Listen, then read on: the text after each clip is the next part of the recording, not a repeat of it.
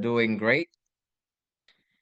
So today we have a great pleasure to host uh, a very distinguished speaker, Professor Shien-Ping Feng from City University of Hong Kong, who is also a dear friend of mine.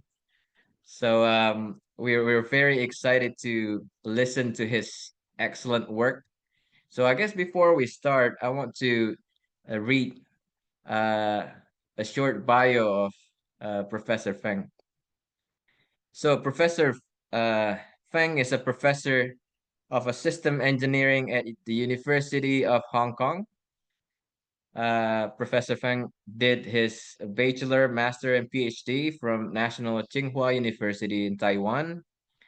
And before entering the academia, Professor Feng has an extensive experience in professional world. He did uh, a long stint of work in TSMC. I'm sure that you all heard about this big semiconductor companies, Taiwan Semiconductor Manufacturing Company, from 2001 to 2008, and then served uh, a little bit in a Tripod Technology Corporation for 1 year, 2008 till 2009, and then he decided to go to academia, and then do postdoc at MIT from 2009 and 2011 before joining the University of Hong Kong as an assistant professor in 2011 and was promoted to associate professor with tenure in 2017. He joined City University of Hong Kong as a full professor in 2022. So a lot of awards and achievements. I don't think that I'm gonna read the whole list. So among those are Advanced Materials Award from International Association for Advanced Materials, uh, HKIE Innovation Award, Gold Medal, Fellow for Royal Society of Chemistry, Fellow the Institute of Materials Mining, Minerals and Mining, Chartered Scientist, Chartered Engineer. Uh, Professor Feng also started a company, and I hope that he share with us his story on that. Uh, and his talk today um, is will be around the electro chemistry engineering for uh, energy and semiconductor applications. So I guess without further ado, I'm gonna switch the screen to Professor Feng. Professor Feng, please. Yeah, thank you, Petro. So let me share my screen first. Okay, can you see my screen? Yes. Okay, yeah, yeah. Thank you for your invitation, and thank you, Petro. And very nice to see you again, and very nice to see all the faculty member and the student here. So I'm Shien-Ping Fan. You can call me Tony. So actually, most of people call me Tony right now, and some people may not know my Chinese name. So, uh, so today I'm very honored and very pleasure to present our work in the electrochemical nano technology for energy applications and the semiconductor manufacturing. Before that, let me introduce our university. Our university called City University of Hong Kong. So here I would like to clarify sometimes people will get confused because we have five research university in Hong Kong. One university called Chinese University of Hong Kong. So people call CUHK So we are City University of Hong Kong. So some people also call CUHK. So that's why sometimes people will get confused. But usually we call ourselves CTU. Yeah. So this can distinguish from CUHK. CUHK is usually Chinese University of Hong Kong. Okay. So five university in Hong Kong are you know all are quite good. For example, let me introduce our university. So as you can see, basically we are quite young. So right now we only become university over just over 30 years, 31 years. So it's not very long. So compare with the old university in Hong Kong. So for example, we call Hong Kong U, the University of Hong Kong is over 100 years. So we are quite young. So for the young university ranking, we are quite good. And in Asia is also good as well. And for the university ranking, I think that everybody look for the university ranking, but you know not because this is the most important, but this actually can reflect we are also quite good. So we increase quite significantly.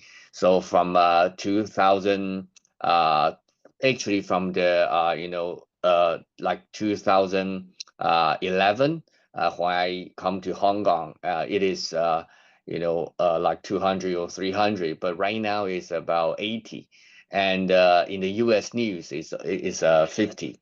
So what I would like to express is we are welcome all the students from all over the world to come to our university. So we are quite diverse as well. We have a lot of people from different places. Okay, so this is our campus. So actually, but to be honest, in Hong Kong, the university campus is not very big. So because Hong Kong is quite small, so actually the university campus is also small, but and also very compact. But the good thing is we have pretty much everything. Yeah, so in the very compact area. So hopefully we can have more collaboration and also student exchange as well in the future. So this is my experience. So actually, like Petro mentioned, so before I joined academic, actually I was working in the industry. I work in the semiconductor TSMC, from engineer all the way to the technical manager. So it spent me about like 7 to 8 years there. So actually, when I was a master student, I also worked there for 2 years. So overall, it's almost 10 years. And then I joined the Tripa Technology Corporation. So this is the company for the PCB, printed circuit board. It's also in the electronic industry. So and I joined the MIT. So where I made I made the patrol. And then the first university I joined is at 2011 is the Hong Kong U, the University of Hong Kong. And then right now I moved to the City University of Hong Kong. So I'm now I'm also associate dean and also the director in the Cooperative Education Center.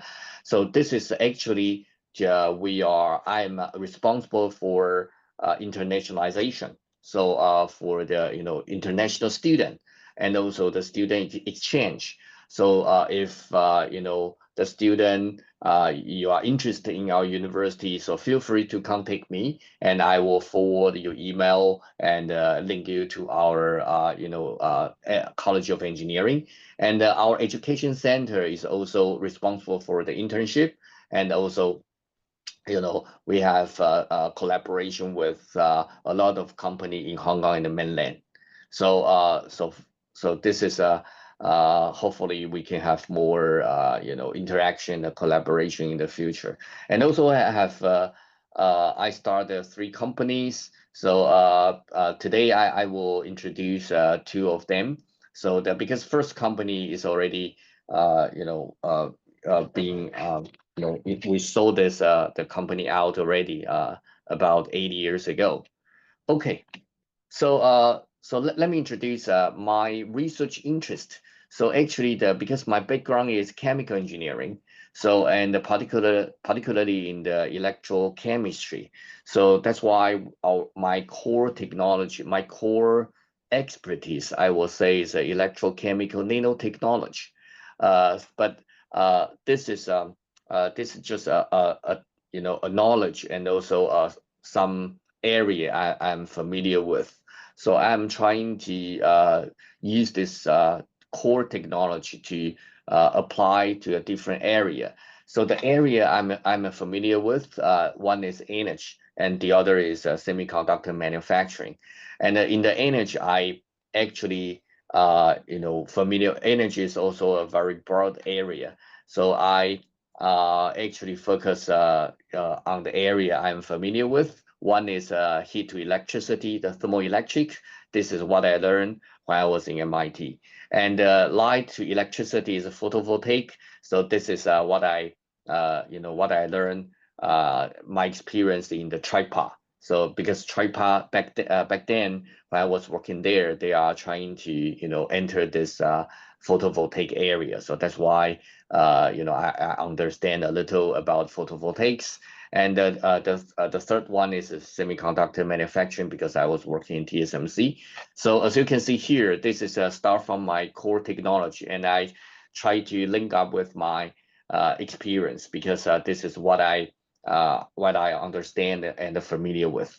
And so that's why my key interest actually is to design the molecular for the to develop additives and the specialty chemicals and use these chemicals and the specialty coating, for example, or the additives in these three areas. So the heat to electricity and the light to electricity and semiconductor manufacturing. So today I will also try to divide my talk to these three applications based on the specialty chemical and additives we develop.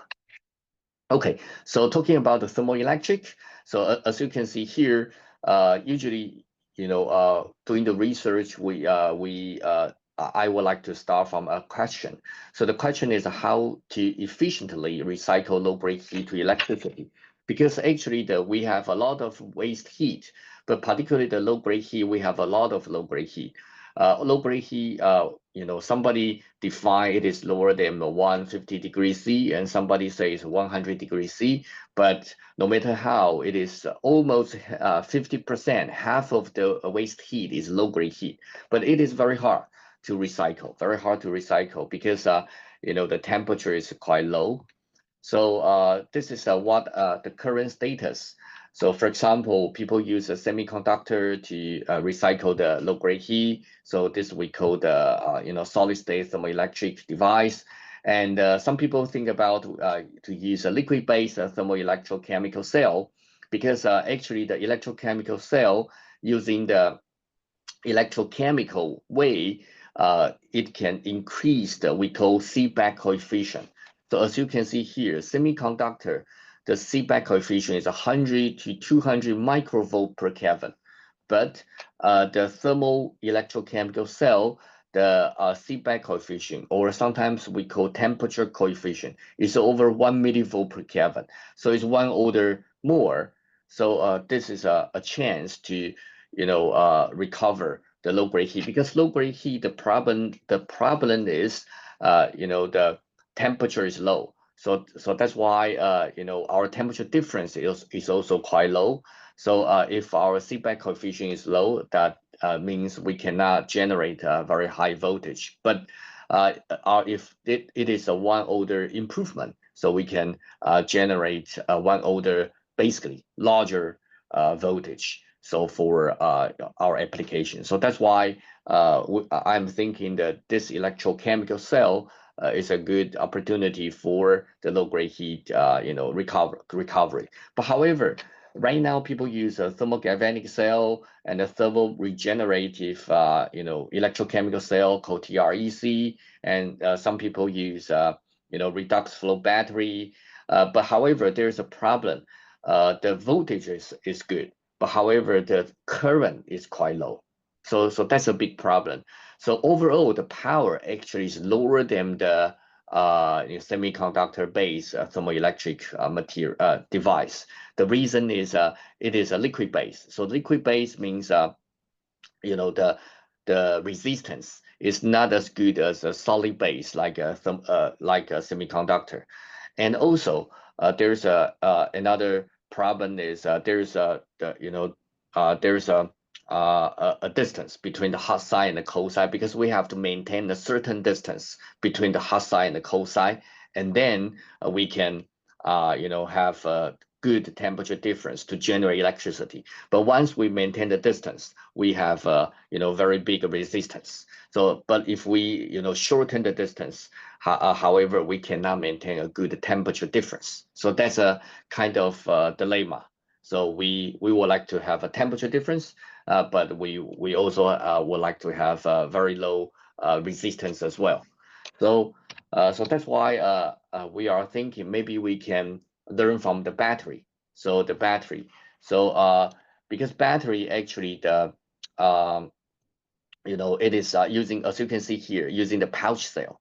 Pouch cell means the anode and the cathode, the two electrodes is very close, and we use a separator to separate them. So and also we are not using the temperature difference to generate electricity. We are using the temperature cycle. So because as you can see, as you can maybe you understand, for right now we generate electricity by using the Kolam cycle. So it's a thermal dynamic cycle. So we are using the cycle is also a concept which we can generate electricity. So we don't have to use temperature difference.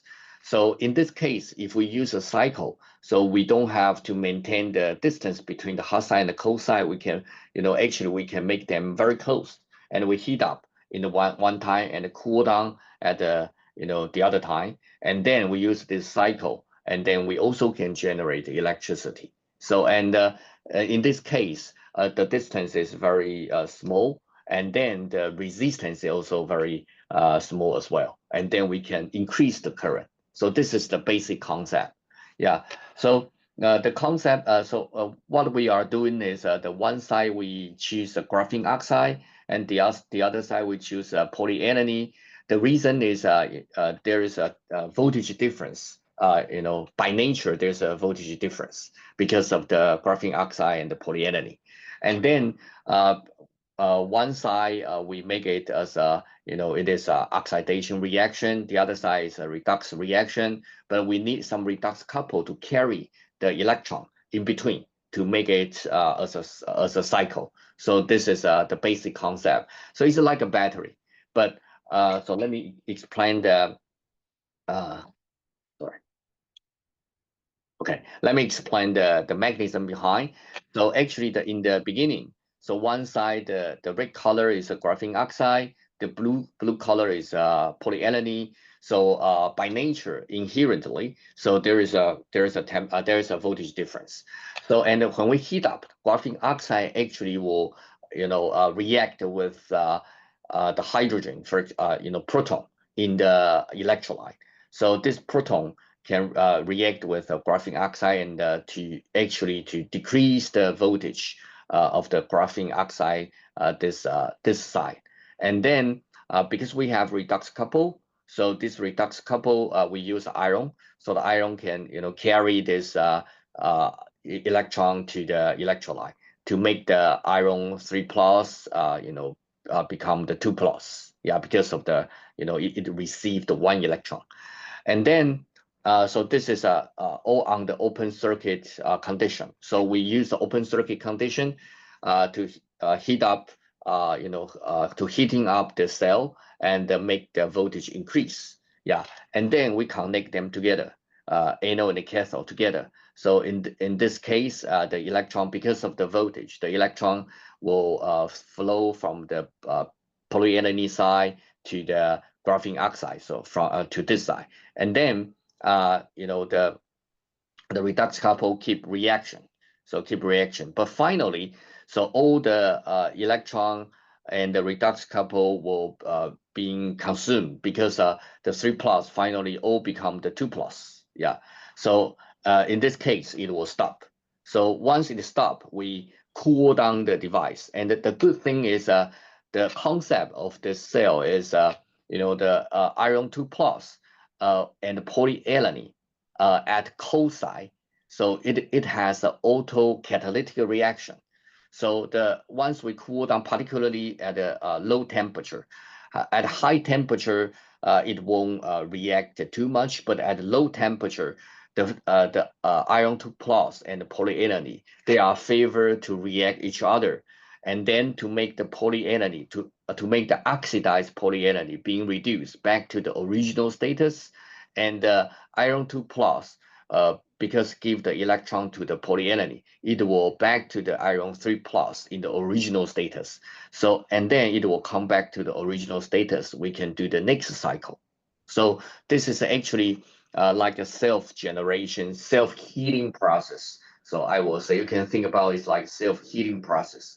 So to be simple, so our process is like we heat up and then we increase the voltage. And once we increase the voltage, we connect the two electrodes together to generate the current.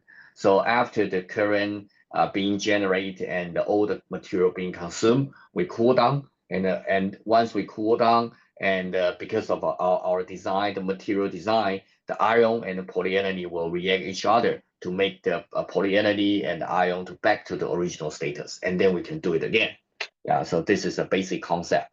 So it's like, hot side generate voltage, and then, after all react to become the 2 plus, and then we cool down and make it, back to the polyethylene again, and back to the iron 3 plus again to regenerate the cell. Okay, so for some detail, maybe I won't talk too much, but for the Seebeck coefficient, or we call temperature coefficient, it is about 5 millivolt per Kelvin. So it's okay, quite good, about like a few times more compared with a traditional thermogalvanic cell, and one order compared with a semiconductor base.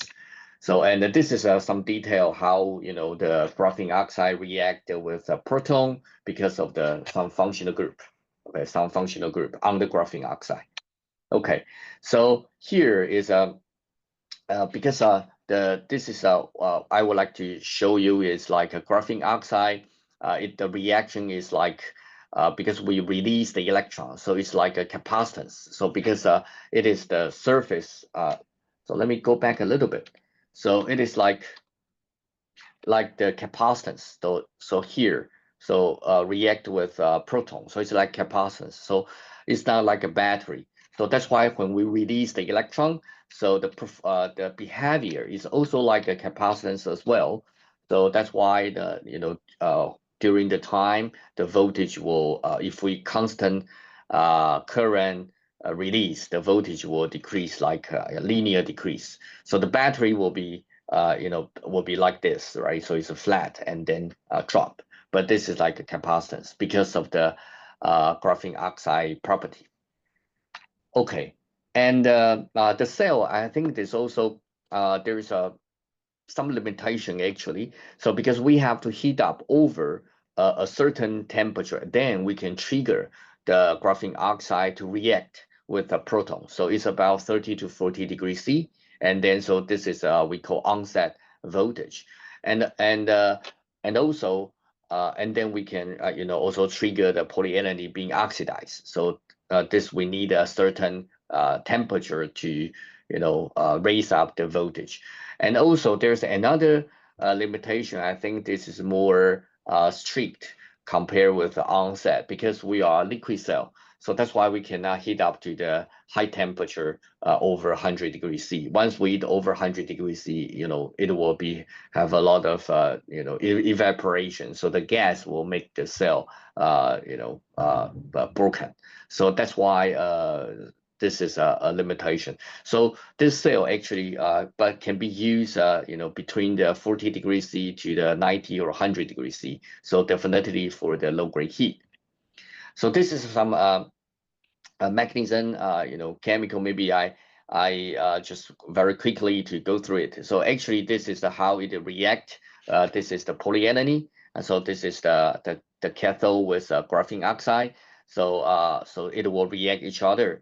So and this is the how. So this is how it react back.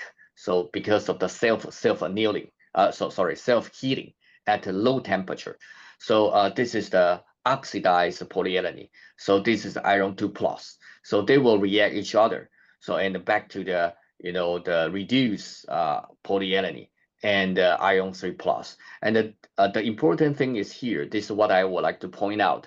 This reaction has to be react in the acid environment. So that's why our electrolyte has to be acid. pH value is about like 2 to 3. Then it can happen.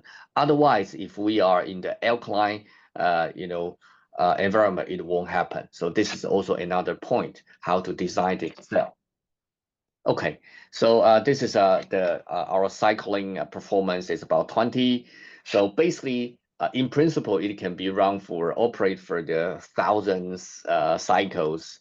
But however, right now we can make it around like few hundred cycles, but still not reach the thousand. The reason is the graphene oxide, the functional group after many cycles, and also it will have thermal expansion and then cool down. The material will shrink.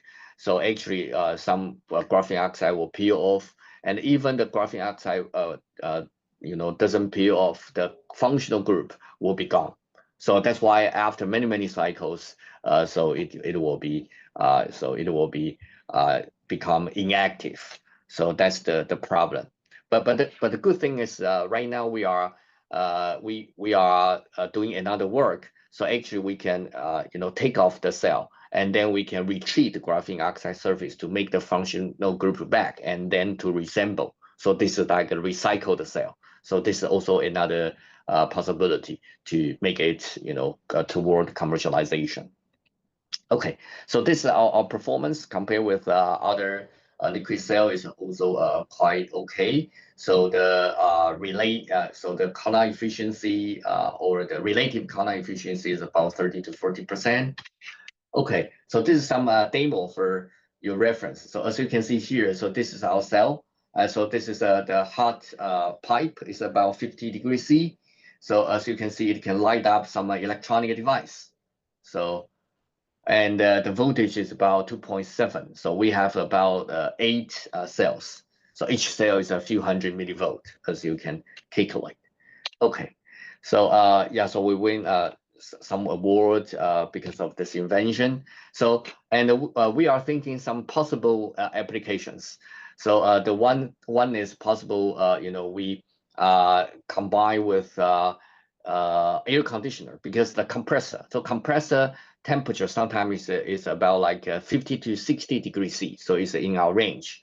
So we try to put on the compressor, and then as you can see here, so this is our demo. So we put our cells on the air con compressor. So the temperature is about 55 degrees C, and we can generate small amount of electricity to power the fan or power some electronics. So this may be and for the air conditioner, right? So you won't operate it for 24/7, right? So you will have a heat. You will operate. We will operate for a while, and then we will turn off. When it turn off, it will cool down and regenerate. So this is our one concept for the application. The second is about we are trying to use a smart, combine, integrate with a smart window, because a smart window we need electricity to change the color. So, but however, for some very old building, so there is no electricity nearby the window side. So that's why we are thinking we put as you can see here, we put we call this a DTCC, our cell, direct thermal charging cell. We put this cell into the window frame, because window frame is there is a space, right? It's hollow. So there's a space we can put into the window frame. And once we put into the window frame in the summer, so daytime, so actually the temperature sometimes is quite high. So sometimes it can over in summer. So I think probably Indonesia is maybe even higher. So I think based on our measurement in the very hot summer, it will over because of the alumina. So also will absorb heat. So it will over like 60 or even 65 degrees C. So it's quite high. So and then we use our cell to generate electricity for the smart window. The smart window can change the color to block the sunlight from outside. And so this is the second concept. And at night, so definitely the temperature will be cool down, and then the cell can be regenerated. Yeah, for the next day. Yeah, so this is our second application. So yeah, so this is the first part. So relate to the heat to electricity, thermal electricity. So let me move to the second part. So the photovoltaic. So the light to electricity. So right now, I think everybody know the photovoltaic renewable energy is very important. And for the third generation, the photovoltaic people call the perovskite solar cell. And however, it hasn't been commercialized yet. The reason is the stability. So that's why the question is how to prolong the operational stability of the perovskite solar cell. This is important for the commercialization. Otherwise, it cannot compete with the silicon-based solar cell. So we are thinking how we can do in this field.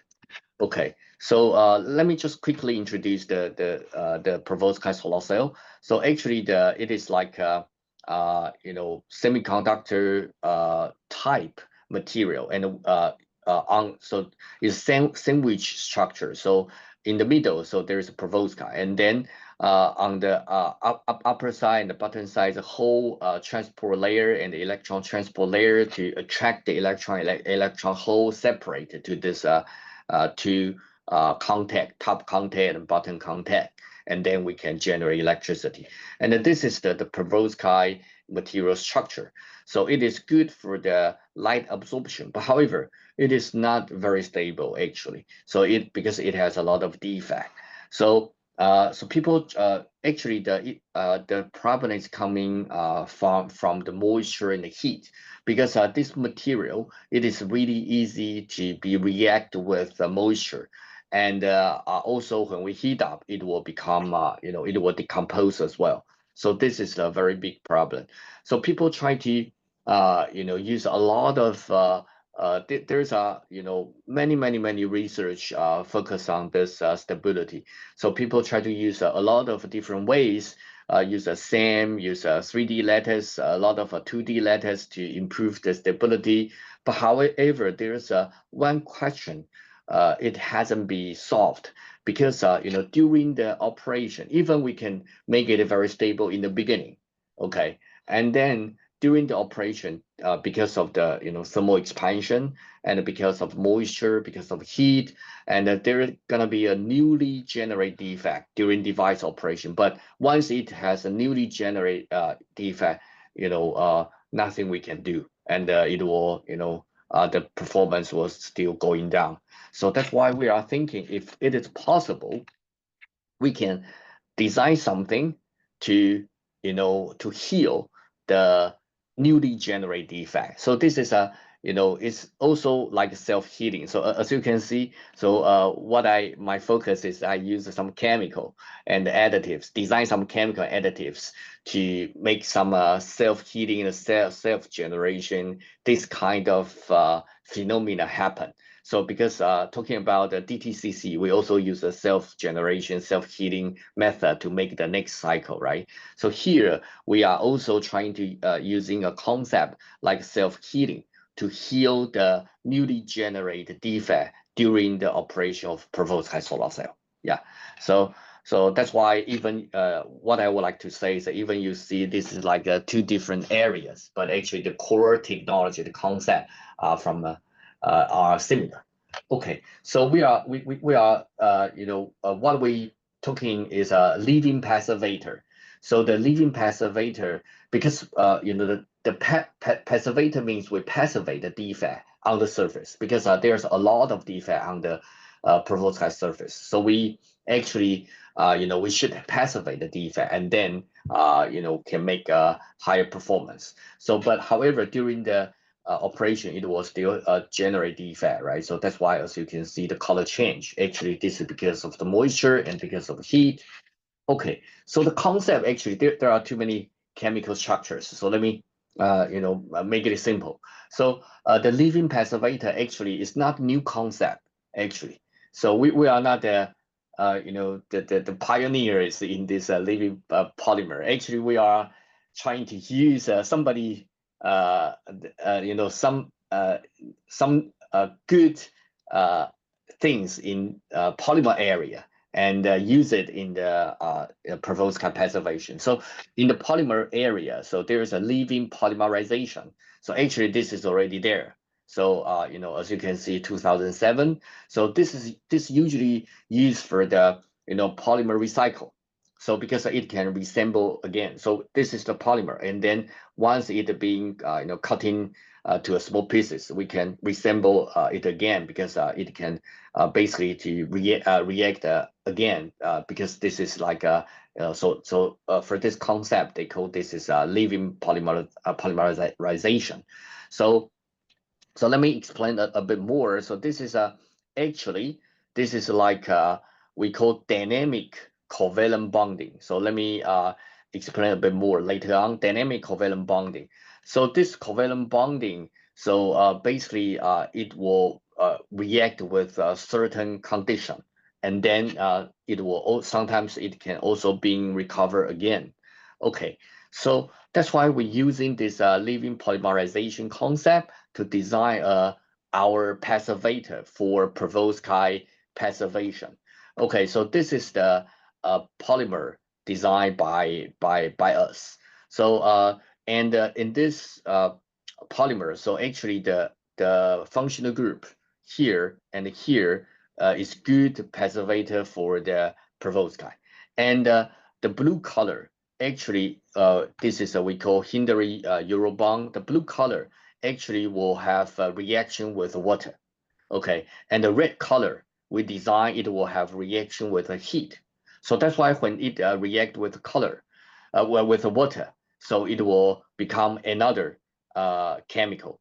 And when it you know, react with the heat, it will release another chemical. And this new released chemical can passivate the new generate defect. So this is our concept. So actually this is the you know, the chemical, and we call Habla. So this chemical can have two you know, external stimulus.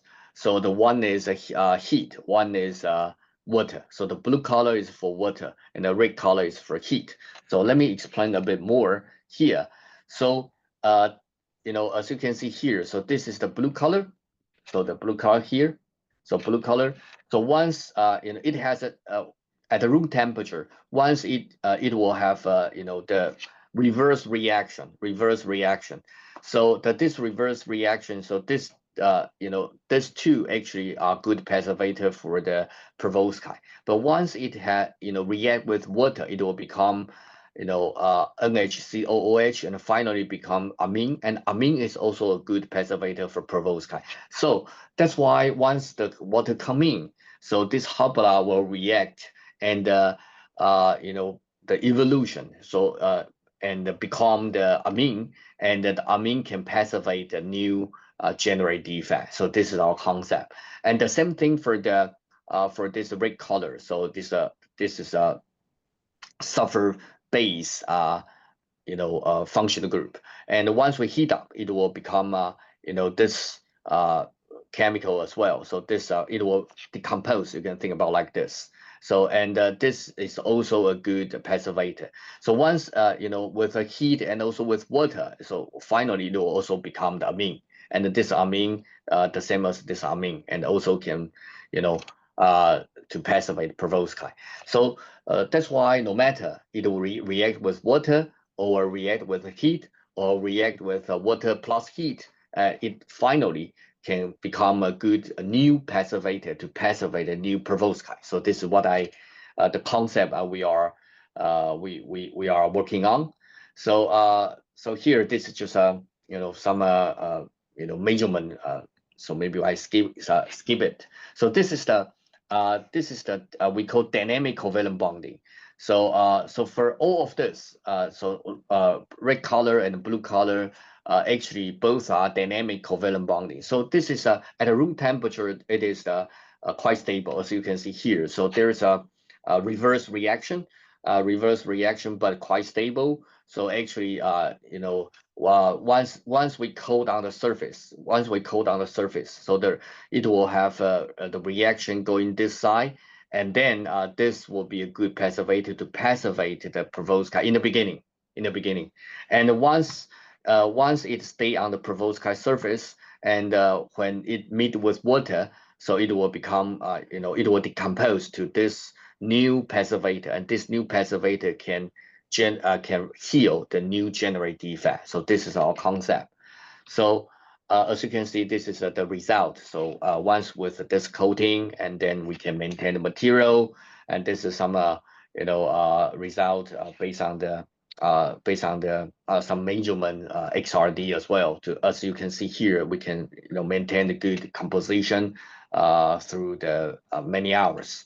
And this is the heat. Heat, I think, is the same concept, the same as blue color. So, but we just design the synthesis, this functional group in the middle. So this is a response to heat, not response to water.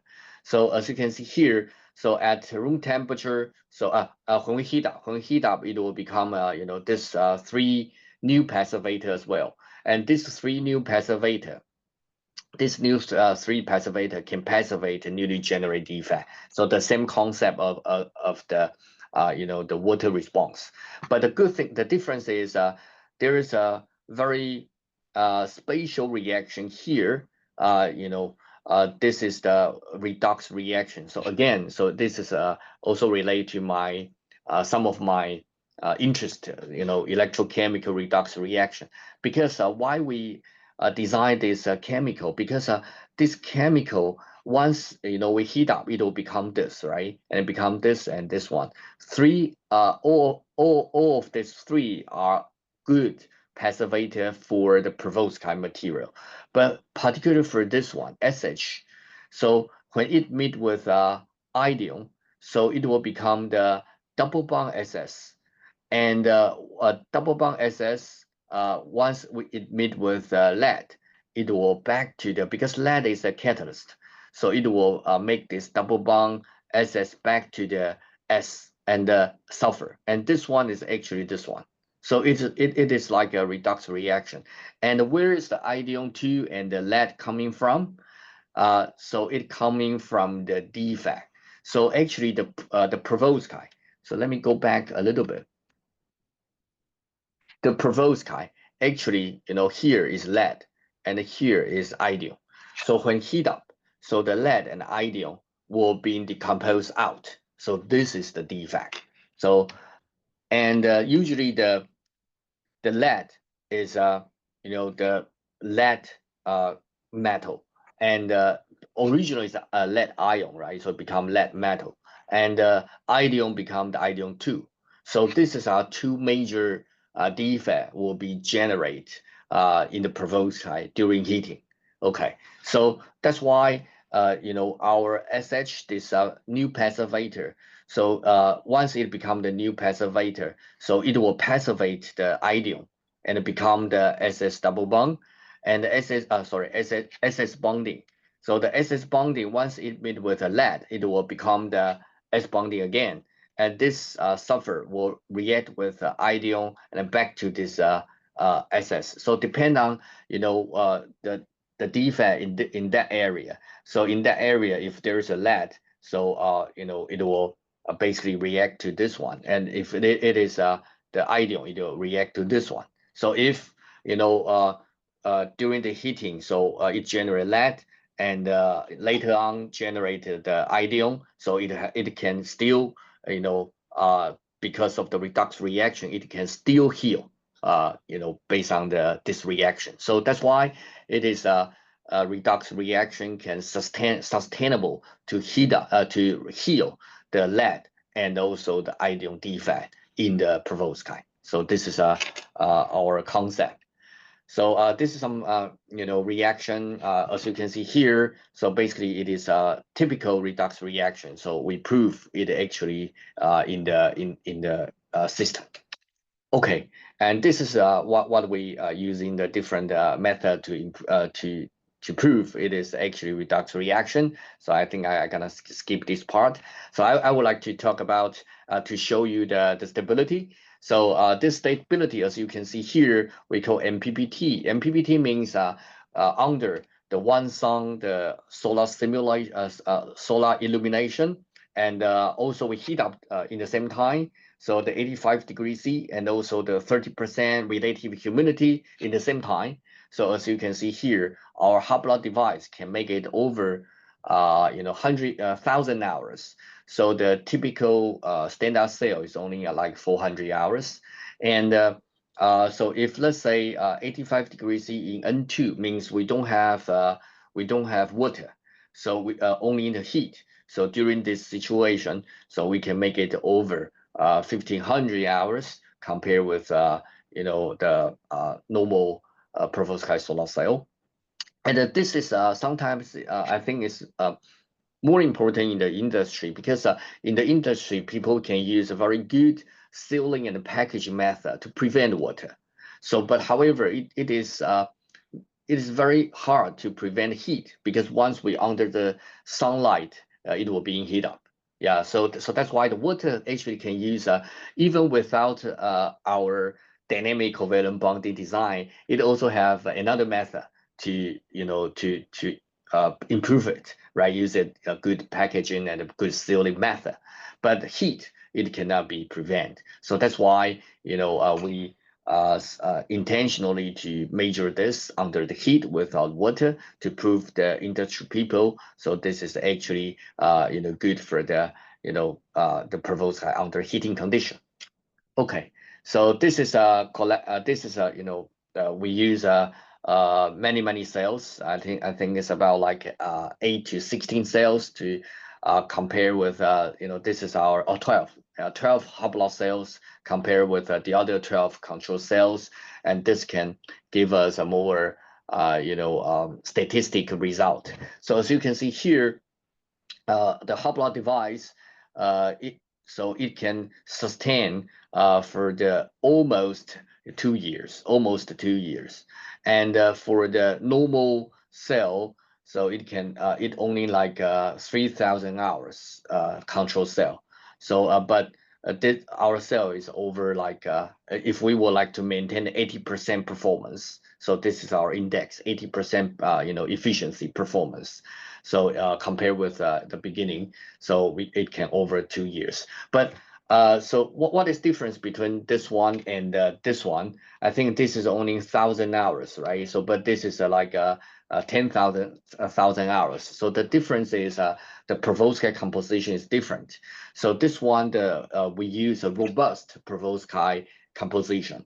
So this is the efficiency is low, but the stability is long. So this is good for the industry. Even the efficiency is not as high as this one.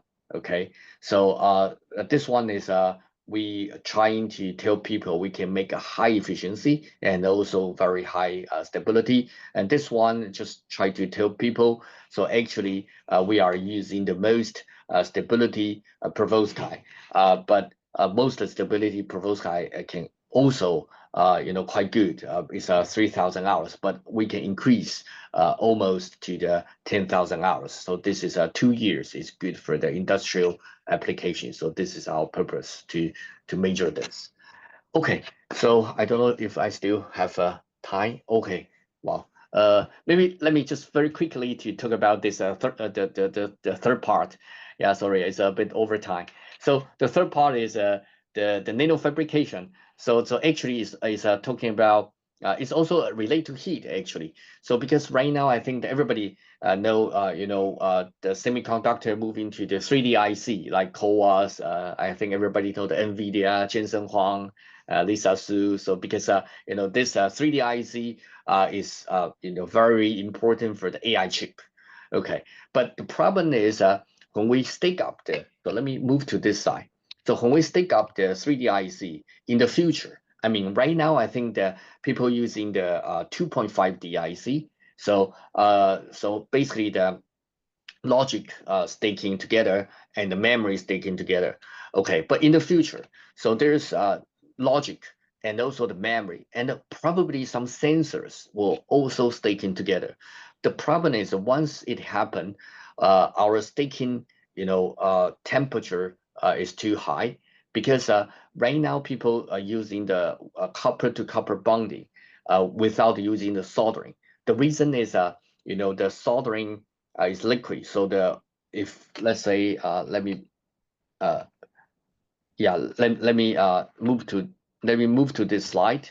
Okay, because once we use the soldering here, if we make it very small, so we call pitch, so very small distance. So the soldering is possible to definitely will be squeezed out, and the pitch is very small, and then it will link each other. So it will connect each other because soldering is liquid. So once it connect each other, and then it will have a leakage. So that's why for the very small pitch, so very high-end semiconductor manufacturing, so we cannot use a soldering. We have to use a copper-to-copper direct bonding, so without using the soldering.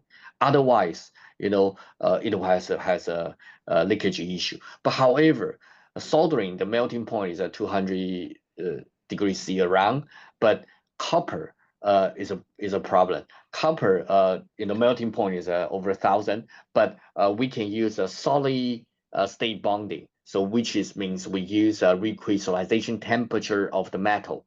Recrystallization temperature of metal is usually around 1/3 of the melting point. So it's about like 300 to 400 degrees C for copper. Okay, but it takes a long time.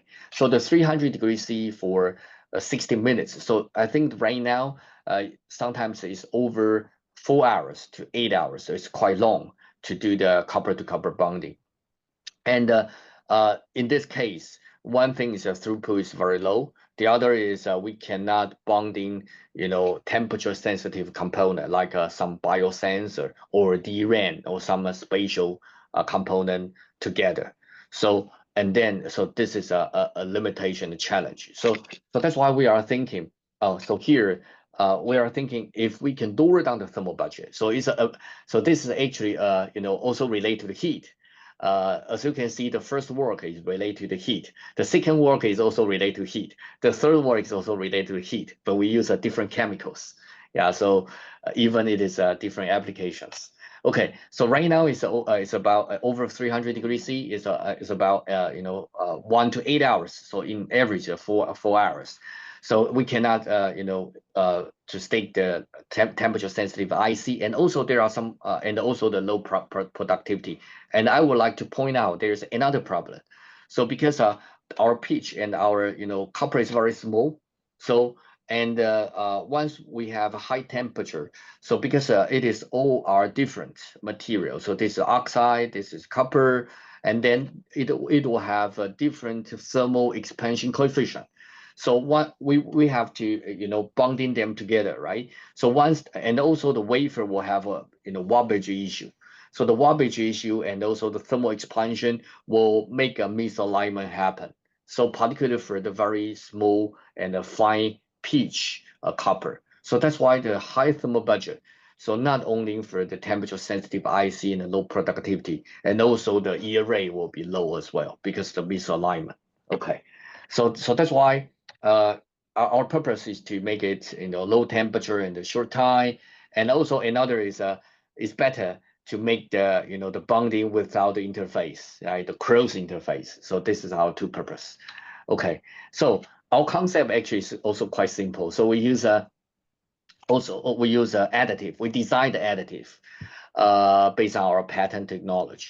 So that we designed the additive to make the copper grain become very small. So it's become the nano grain copper. So once the grain become very small, the melting temperature, going down, and the recrystallization temperature also being reduced. So that's why we can lower down the thermal budget. So this is our purpose. This is our concept. So actually, we designed additive to make the nano grain copper. Okay, so this is and we try to adjust the impurity because the impurity will have a reliability issue in the electronic device. So we spend a lot of time to adjust our additives to make the nano grain copper with a low impurity. So this is basically we our effort spend a lot of effort to do this. So to make the nano grain with relatively low impurities. Okay, so this is just let you know the our nanograin copper. So basically, we heat up at 200 or 250 degrees C. So this is a resistant change. So the grain will grow very fast. So once the grain grows very fast, so it can go across the boundary, across the interface, right? Because for example, the two grain, so one grain on the top, the other grain on the bottom. So once they grow, under the heating, so they will grow large, and possibly they will grow together, so become the one grain. So and then we can make the cross boundary, cross interface, a bonding happen. So uh, this is some other results for your reference. Anyway, so I think there's some detailed part I will skip. So this is the result. Let me. Oh, sorry. Ah, so let me share it again. I think there's something happen. Oh,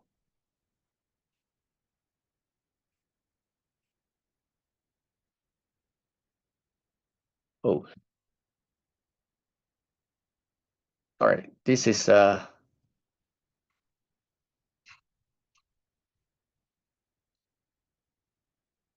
okay.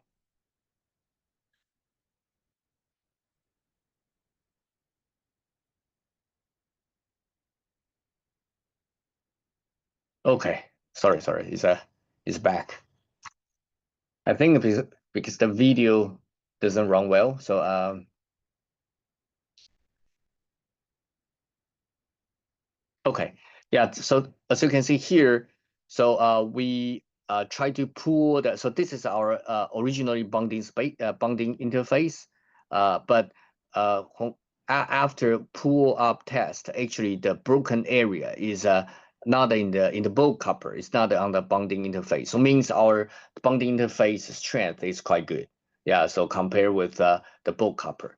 So compared with other works, so actually we can lower down the temperature to the 200 degrees C, and also within the 30 minutes. So we're using the concept is actually making the grain become nano size.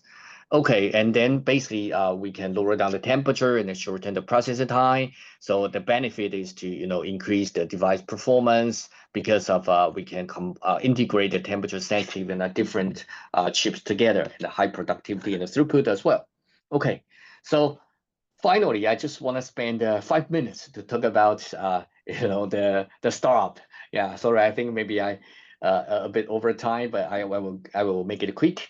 So I think usually because I was working in the industry for quite a long time, so usually once we publish a paper, my feeling is in the academic, after I work for the many years in the academic, my feeling is everybody think about not only student but also professors think about once we publish paper, so this is the end of story. So and then the next step is to do the presentation and to let people know our work and maybe move on to T- the next one. Okay, but Tony, I'm Tony, yeah. please take your time. We would love to hear more about this. So please take your time. You're not running out of time. So please Okay, take your okay, yeah, time. yeah. Okay, yeah, thank you, thank you. Yeah, so but the problem is, I'm thinking that sometimes a good research work should be a beginning of the story, because you know, when I was in the industry, we read a paper. For example, if we read a very good paper from Butcher, for example, we are thinking, oh, this is a good method, we should use it in our process. So this is our beginning of story. So this is what I feel the gap between the academic and the industry. So in the academic, people are thinking the paper is the result, but the industry, you know, the paper is the start point. So that's why this is a very big difference. So that's why I'm thinking it's possible can make our research go forward, uh, move to the industry, and or at least to make it, you know, for practical applications. So that's why, you know, we focus more on the semiconductor manufacturing. The reason is because you know, right now the global situation, you know, this is an opportunity for business. Yeah, so that's the reason. Because you know, moving to the practical application, we the first thing is we should have a customer, right? So we should have because industry and uh, academic also have a gap, a different concept as well. In the industry, is money driven, right? So in the academia, probably the knowledge driven. Yeah, maybe a little money driven, but not knowledge driven more. But so that's why semiconductor right now is become more and more important, and we are working on the specialty chemical, and also for the semiconductor manufacturing. So that's why we are thinking this is a possibility and opportunity for us.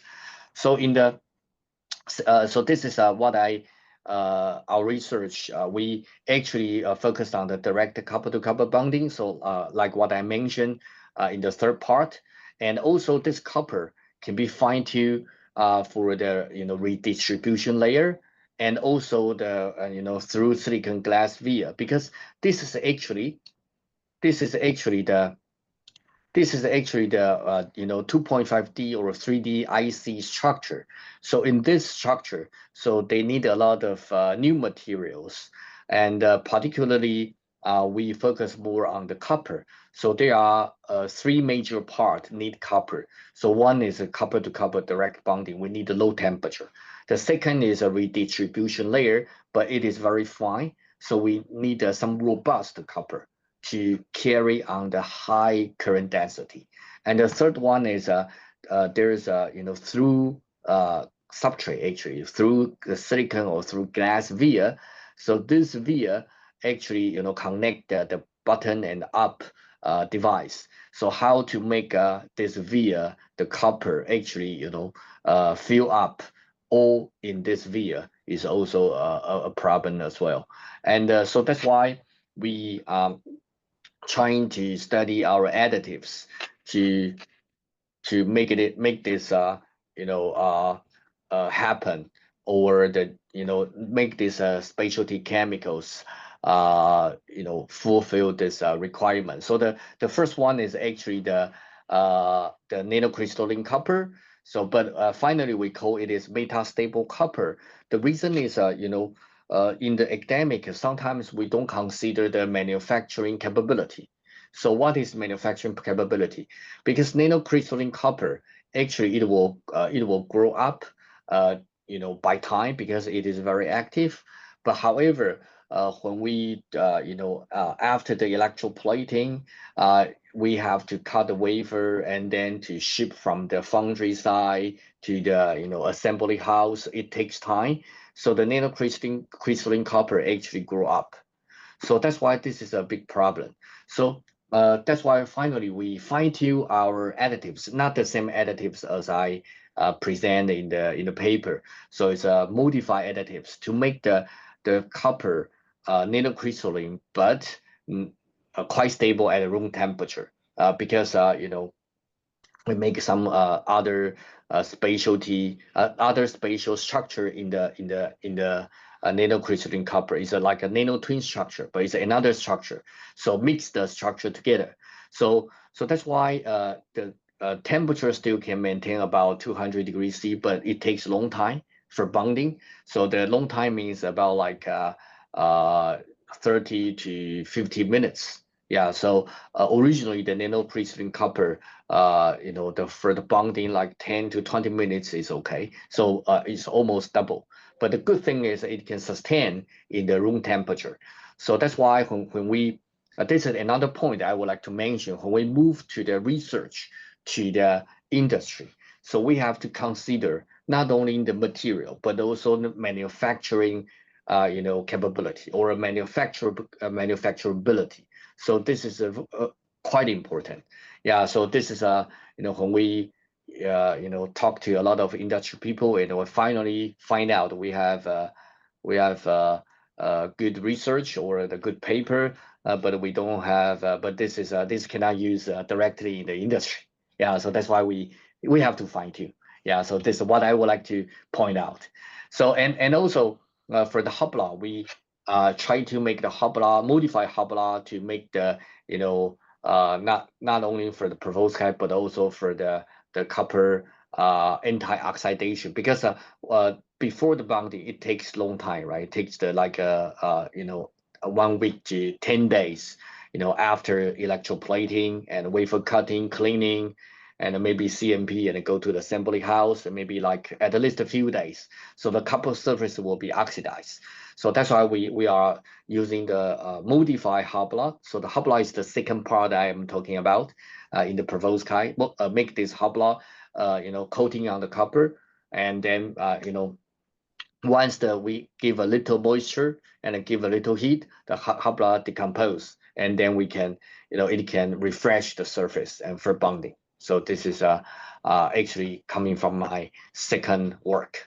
Okay, and the excess copper is for the redistribution layer. So we call super structurally stable copper. So because the first part, we actually not only in the nanocrystalline, right? We put some nanotwin inside to make it stable.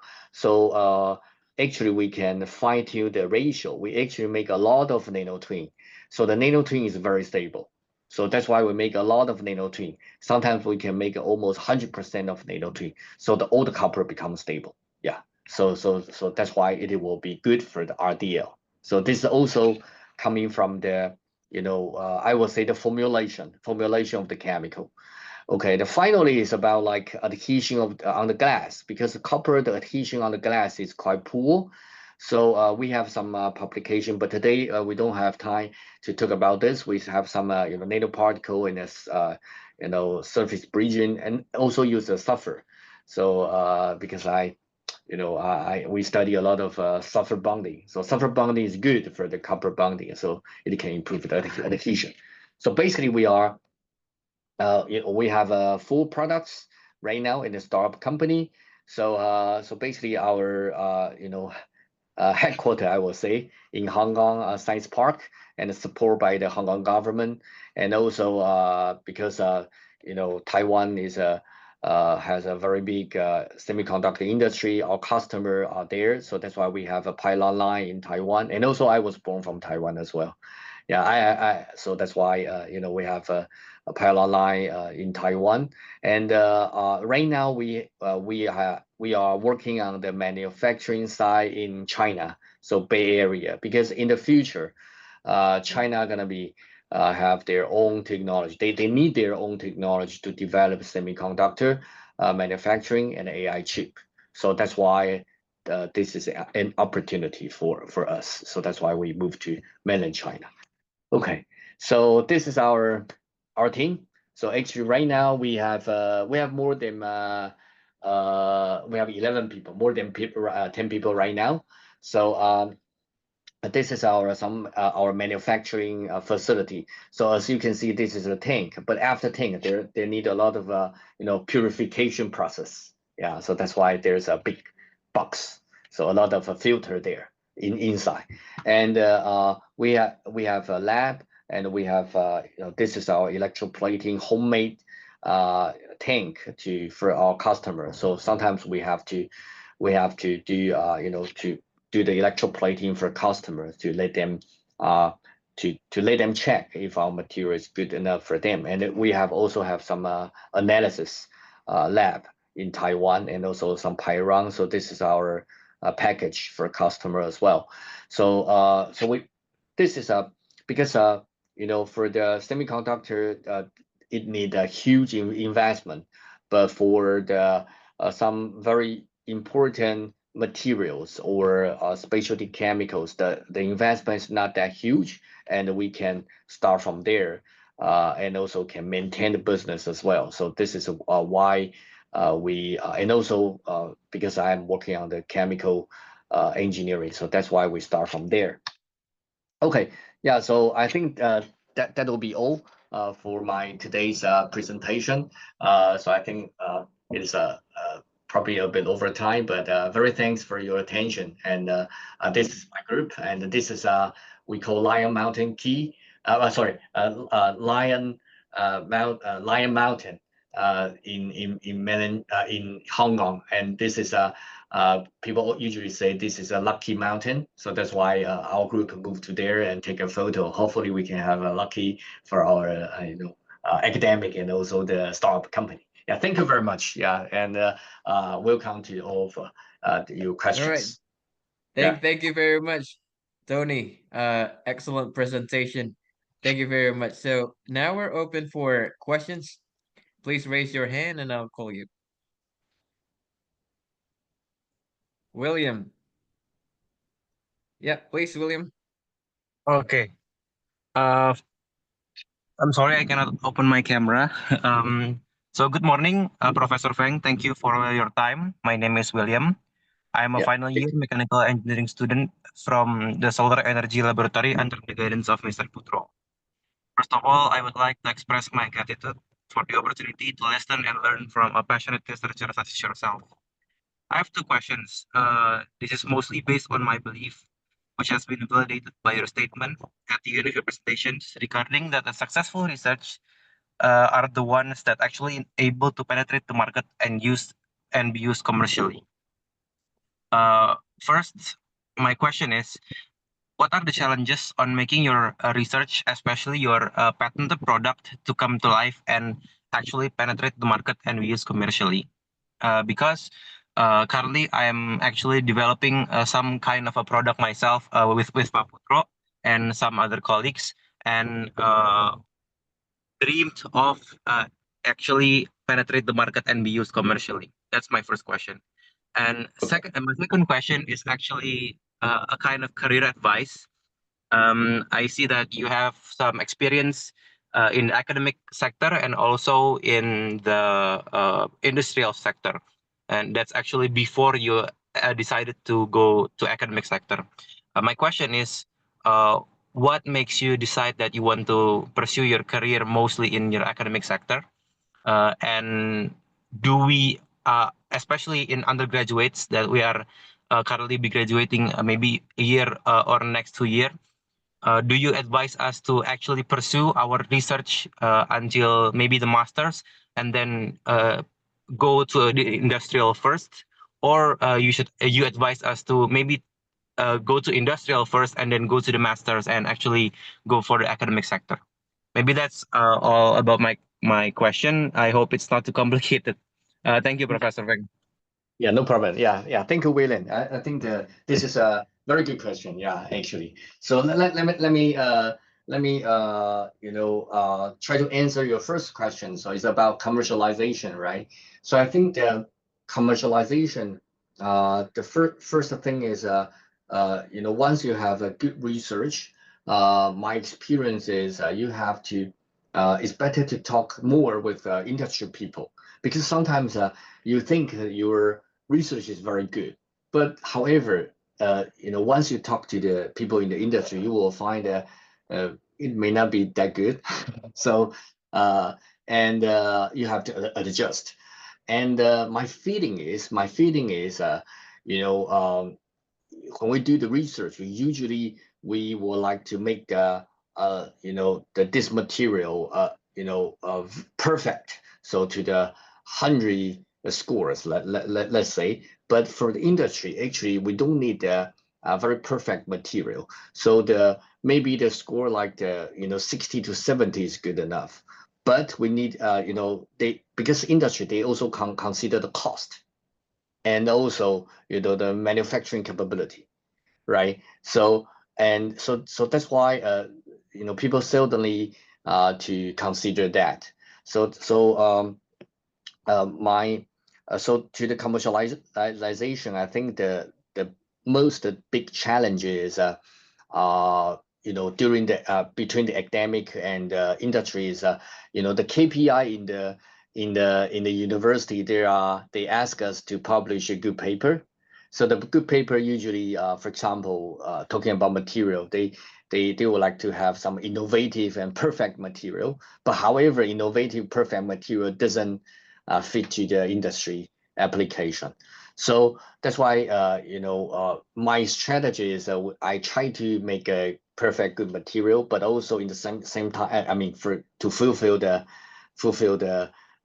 requirement of the university. But in the same time, I talk a lot with the people in the industry, and I know what they want. So that's why keep in mind. So this is for the paper publication, but we have to modify and adjust it to move toward the industry requirement. So this is the concept and the challenge for the idea. Yeah, because sometimes the people think you have a good idea, but actually this idea may not good for the industry. Okay. The second thing is investment also quite important. So once you would like to start a company, you need people to work with you. So which means you have to have the budget for salary. So that's why how to convince people to invest your business. I think that this is different from the academic presentation. For example, my presentation today is quite academic presentation, but if you would like to to let people to invest in your business, the presentation this skill will totally different. So usually people only give you like 3 minutes or the 5 minutes, and you have to get to the point, and also to let people think this business is good for them to make money. So it's a money talk, yeah. So this is a very good and important skill if you would like to do a business. Yeah. So because once you have the investment, once you can convince people you have a good business, and then you can make your idea become the real product and going toward the commercialization. I think that this is a two challenge for the for in the beginning of the startup company. So one is investment. So how to get the investment, and the second is how to get a good idea. Good idea means a good idea for industry. Yeah, not good idea for paper. Yeah, yeah. So this is the first question. I hope I answer your question. The second is about career, right? I think to me, to be honest, when I moved to the MIT, when I moved from Taiwan to United States, I was like 35 years old, I think. 34, 35 is a bit old. So now I am over 50. So back then, what I think is I the reason I go to the MIT, I think the the main reason is because I work in the company, and I'm quite interested in doing the research. Even I was working in the also with working in the R&D in TSMC as well. But in the company, the R&D is not for fundamental research actually. It's R&D.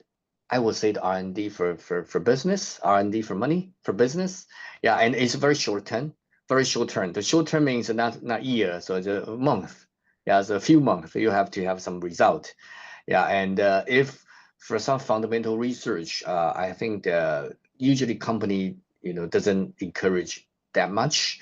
And back then I was really interested to do some a bit more fundamental research. So that's why I actually, apply the no pay leave.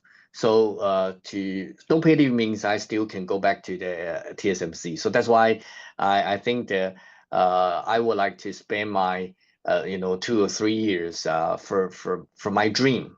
Yeah, particularly for MIT. MIT is a dream, right? So yeah, the usually when I'm in Taiwan, usually people say MIT is made in Taiwan, but the MIT is a dream for me. So to do some fundamental research, particularly I can work with good professor and also good colleagues and good peers there like Putro. So this is very important from my life. So I make a decision to move from academic to the industry to the academic. But to be honest, I get luck. So that's why I can join the academic. But I think I realize this is a very little chance. Yeah. So if somebody would like to copy the same path, I think probably it is high risk. Yeah. So because I get luck back then to join the back to the academic because I was old, 38, I think 37, 38, and people usually like to have some young face, young people for assistant professor. So that's why. But if you ask me if this is a if do it again, will I do it again? I will because this is life is long. So, but if you can spend few years to fulfill your dream, I think this is also good. I think so. But for a student, if you are asking, you have to do the master, PhD, or bachelor and join the industry or join the academic, my advice is like maybe you can ask yourself right now, do you have a very interest topic to do the research? If you already have, in your mind, so I think that my advice is go for it. I mean, you can do bachelor, master, and the PhD, all the way. Yeah, to do it. So if let's say if you have a very good idea for business, I think also go for it. Maybe after bachelor or a master, and you can start up your business. Okay, so if you don't have if you don't know and you don't have a good idea for yourself right now, I mean, a certain research or a certain business, I think that maybe you can consider to join the industry for a few years to explore yourself if you really like to work in the industry or you like to go back to the academic. If you join the industry and you find, oh, this is you really like the working industry, you can keep doing it. But if you after maybe 2 years or 3 years you don't like it, you can come back to the to study the PhD. So this is what I feel, and this 2 or 3 years in industry experience also will benefit to your future. Yeah, so this is what I think. Just for your reference, I mean, just my personal viewpoint. Yeah. Thank you very much. Hopefully, you can answer your question. Yeah. Thank you very much, Professor Feng, for the career advice, especially because it unlocks some of the ideas I have for myself. Maybe one last follow-up question regarding your first response. Yeah. You said that the idea is the most important thing, whether uh, the industry really needs it or not. So, in your opinion, if you can go back from where you started, maybe when you graduate your bachelor's, do you find the idea from the industry first and then you try to solve the problem in the industry, or you have your own idea and then you bring up the industry and some kind of trial and error until you find a good fit? Okay. Yeah. This is also a good question. So for me, actually, when I was a student, actually, I uh, you know I have some idea, and then I try to talk to the people in the industry. So, because I have, after that I work in the industry for a long time. So that's why, when I work as a professor in the university, actually, I still keep a very good contact with the people in the industry. So I know their problem. So that I try to bring the problem to my research. So this is what I usually do right now, because I think maybe most of professor, because they are doing like make doing the research and then talk to the industry people.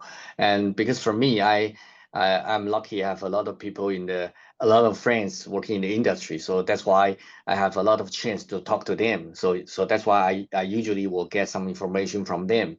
So they will tell me what's the problem right now, and then I try to link up the problem with our research. Yeah, so this is my current status. Yeah. But for you, for student, maybe I think the both way are fine. Both way are good. For student, maybe if you have a good idea, try to talk to the people in the industry. Yeah. So and then to fine tune your idea. I think finally you will find a way out. Yeah. All right. Okay, thank you very All much, right. Thank Professor you. Feng, for your answer. Yeah. Other questions? Hilmi, please. Okay, hello, Mr. Feng. So my name is Muhammad Hilmi Hakim. Same as will not. I am currently in the solar laboratory, also with Mr. Putro. Anyway, I have two questions about the Hubla that you stated before. Yeah. The first one is, how do you plan to incorporate this Hubla into a real perovskite cell? Uh, and for the second one is, how feasible to employ this in a mass production? Okay. Yeah. Uh, thanks for your good question. So the first one is how I plan, or why I start to do this hobla. I think that actually is from the idea. Actually, to be honest, is not totally from me. So it's from one of my postdoctor. So because uh, she was working in the polymer. Yeah. So she knows this leaving polymerization reaction. Yeah, so she was working a lot, when she was in Taiwan. So the some leaving polymerization reaction.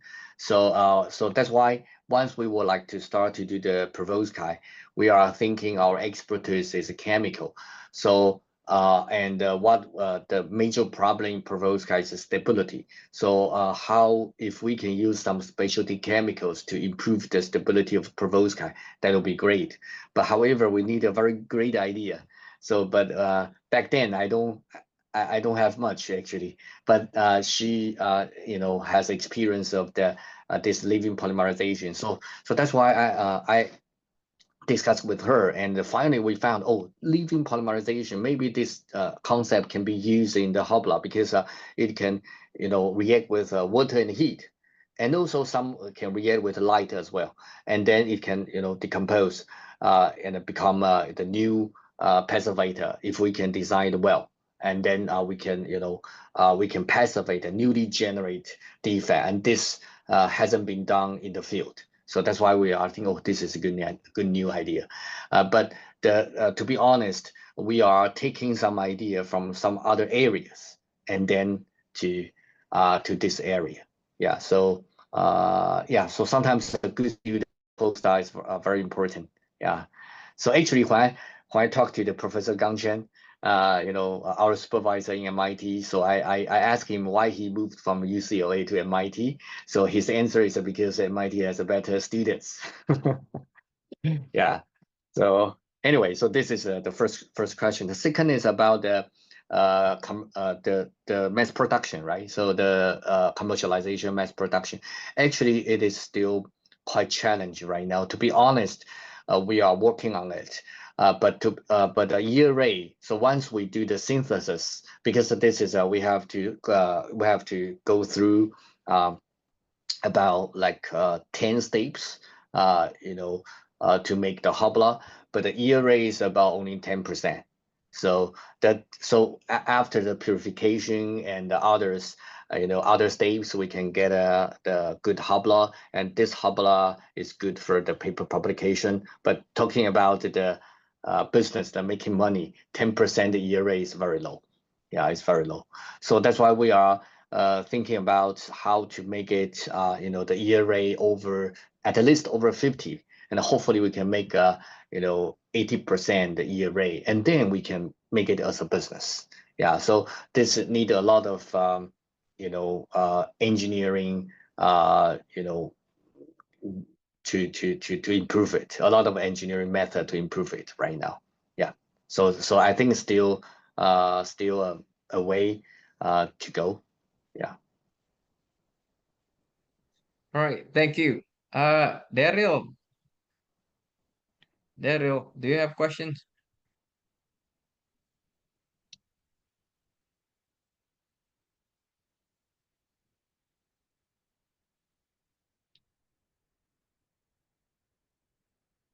Oh, Suara saya kedengaran nggak, Pak? yeah. Okay. Professor, thank you very much for your insightful presentation. It was truly inspiring for me. Please allow me to introduce myself. My name is Daryl, and I am currently a third-year undergraduate student in mechanical engineering at ITB. Hopefully next year I can have my final project in solar laboratory with Pak Putro also. I have a question regarding to DTCC, direct thermal charging cells. As it is known that DTCC performance tends to degrade at elevated temperature, may I ask what would be the optimal operating temperature range to ensure both maximum energy conversion and long-term cycle stability? And furthermore, from your perspective, what will be the most effective method to maintain the system within this ideal temperature?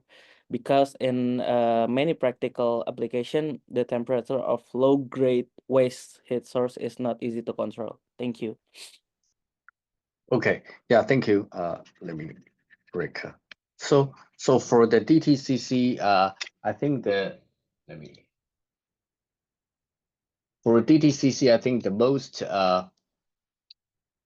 optimal reaction range, I think that because basically the higher basically, I mean, in principle, the higher the temperature, the higher the efficiency. But however, the limitation is about like 100 degrees C because of the liquid electrolyte. But in the future, I mean, right now we are also working on the gel electrolyte. So the gel electrolyte can make the can stand for the higher temperature, so with a higher efficiency.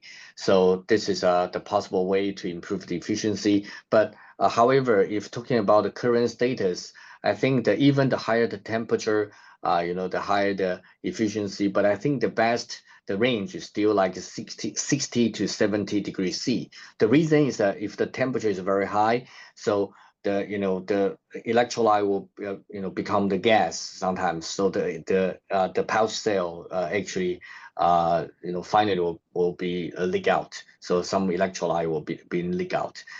So that's why this is the first problem. The second problem is because the temperature is if the temperature going too high, so the graphene oxide is easy because the thermal expansion, heating and cooling. So the graphene oxide will very easy to peel off. Yeah, so that's why I think based on our experience, the best or the optimal temperature range for the operation right now for current liquid-based DTCC is about 60 to 70 degrees C. Okay, the second is how to maintain the temperature. Yeah, so this is also a good question. So the temperature, waste heat is the temperature fluctuate. So it's not at the same, the constant temperature. So that's why I think if what we would like to maintain the constant temperature or near the constant temperature, maybe it's better to have something to like a phase change material or some material to absorb heat first, and then to maintain the temperature. So I think that will be a good way. So I think that some a very easy way is to use the like a water tank or oil tank, to absorb the heat, and the temperature will be, because if the large enough, so it will maintain quite, I mean, relatively stable. This is All right. what I think. Yeah. Thank you. Other questions? Do you still have time, Tony? Probably for one more I'm question. okay. I'm okay. Yeah. All right. So Yeah. one more question. Marcel, please, Marcel. Oh, two questions even. It's okay. Yeah, no problem. Yeah. Hello. Is my voice okay? Yeah. Okay.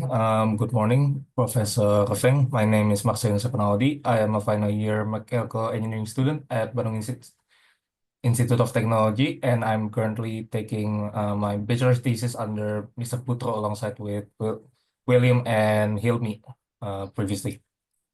So I would like to ask, on semiconductor manufacturing, how do you deposit the additive on the copper surface? Are there any specific methods developed, or maybe certain innovative technologies used in that process? Thank you. Okay. So maybe I can I confirm your question is the copper surface, you mean the oxidation or? The deposit the additive on the copper surface. Yes, the Oh, oxide. the additive. Okay. On the copper surface. Okay. I see. Yeah, so for the for the additive we develop actually is in the electroplating electrolyte. So it will to be honest, the additive, I mean, maybe I can answer by two parts. So the first part is the additive in the electroplating electrolyte. So there are some additives, but when we do the electroplating, the additive actually will pour deposit into the film as well. So that's why electroplate copper, it is I cannot say impossible, but it is a very, very challenge to get a pure copper. So it is a copper with impurities. So because of the additives. So how to reduce the additives, the impurities? I think the problem is, I mean, the key is to design the additives, to make the additives, with a small molecular, and it will function with the copper ion.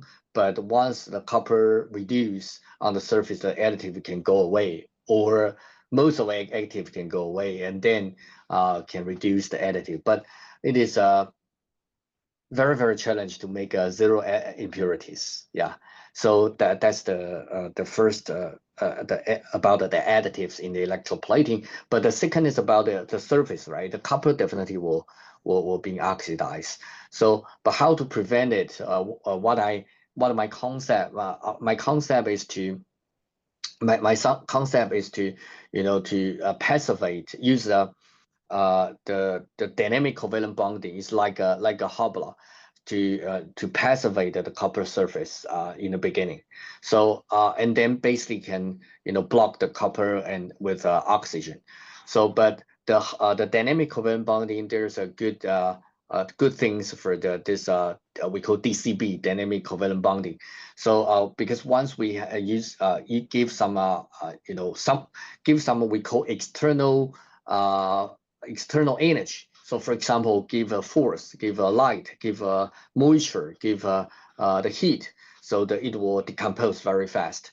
So our concepts to design the molecular and with moisture or heat, a little heat, and it will decompose. And once it decompose, it become something like citric acid. And a citric acid is a good material to remove the copper oxide, because originally there's a little copper oxide, and we coating the Hubble because it is impossible pure copper surface. So we coating the Hubble, and then kind of hot, and then we put it into the bonding chamber. Bonding chamber usually, is on the vacuum process, and we give a little heat, and it will decompose and fresh the copper surface, and then we become the gas, and we use a vacuum to pump it out, and then the copper surface become fresh, and then we can do the bonding. Yeah, so this is the concept. We use the chemical to prevent oxidation, or to at least to make the oxidation become little. Yeah. So hopefully can hopefully answer your question. Yeah. All right. Thank you. I think probably last questions, Alec.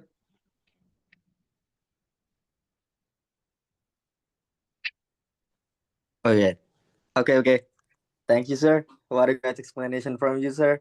Um, Let me introduce myself. My name is Alip, and Okay. I am one of student in Solar Energy Laboratory 2. And for the context, currently Solar Energy Laboratory is doing research in solar concentrated energy, specifically in parabolic ditch collector. It is quite interesting that your research is in thermoelectric converter area. And my first question maybe is, can this thermoelectric converter is applied in the solar concentrated energy technology, since this technology has quite high energy density in its focal point? And maybe the second question is, if it is possible, is there any material that suitable for this application, sir? Okay, yeah. Thank you very much. So actually we had a similar idea before. So because solar cell, right? Solar cell also with a light and also heat. Yeah. So we are thinking if there is a possibility, with a solar concentrator, but depend on how high the temperature. If the temperature is very high, over the 100 degrees C, I mean our DTCC cannot be used because if the second version with gel electrolyte may be possible. But talking about the liquid base, I mean, if the use a solar concentrator and also the heat, on the solar panel, or even on the back of the solar panel. So because it will being heat up. So once it being heat up, we can generate electricity in the daytime. But at nighttime, definitely the temperature will be lower down. So the lower down, and then it can be regenerate. So this will be a good idea actually. So to your question, the solar concentrator and the solar heat, it can be used. And also the suitable, the second question is the suitable application. I think what I think right now, maybe the back of the solar panel. Yeah. So because solar panel sometimes is also quite hot, and also because of the day and night, it will happen that this thermal cycle is by nature. Yeah. Okay. So this is what I think the possibly the suitable the application. Yeah, but definitely can use some solar concentrator to increase the temperature. Yeah, at daytime. Okay. Thank you, sir. Yeah. Thank you. All right. I think we should stop here. Otherwise, this gonna go on No, until no problem, no until problem. lunchtime Yeah, it's over it's there. it's very good question. Yeah, and also very good interaction as well. Yeah. Yeah. Thank you very much, Tony. So, I guess, before we end this, several questions. Uh, can we get your slides Oh yeah, no for problem, this no problem. presentation? All right, great. Yeah, So, Tony will gonna send me the slides, and I'm gonna distribute it among the students and other colleagues who were interested. So, yeah, thank you, Tony. And another one is, Tony, I'm sure that you'll be very welcome if students or colleagues want to contact you directly, yeah, through yeah. emails if No they problem, have no problem. Yeah, more questions or ideas for collaborations, or even, so Professor Feng here is the uh, deputy Dean for International Collaboration as well, right? Yeah, industrial engagement and also internationalization. Yeah. Perfect. So, for those who are late, I just want to reiterate what Professor Feng already explained at the beginning. So, if you, because I see a lot of international students over here, if you are interested in visiting City University of Hong Kong, which is an excellent education institution, please feel free to email Professor Feng. And we're very lucky that. He'll be very happy to probably direct you to the correct channel. Yeah, Tony. Yeah, no problem. So the welcome all of you. Yeah, so to visit us, visit Hong Kong, and hopefully I have a chance to visit Petro and all of you in the future as well. Yeah. Sure. So again, another one. Can we take a picture? If so, for you Yeah. are probably available. If you can, right. If you can turn on your camera, Bu Restia, could you please take several pictures, probably? You can take the pictures. Yeah. And everyone, please open your camera. Okay, ready? I will to count down. 3, 2, 1. Yeah. Wait for a minute. Let's. Yes. Once again, share. 3, 2, 1. Okay, already. Thank you, sir. All right. Thank Thank you you. very much, Boris. Yeah. Okay, Yeah. Tony, I think this is the end of our session. Again, I can't thank you enough. Yeah. Thank you Thank for you. agreeing for this nice seminar. I look forward to meet you as soon as possible. So Okay. Yeah. I'll chat with you after this. All right. Okay. Thank you No very problem. much. No problem. Yeah. Thank you Thank you very very much. much.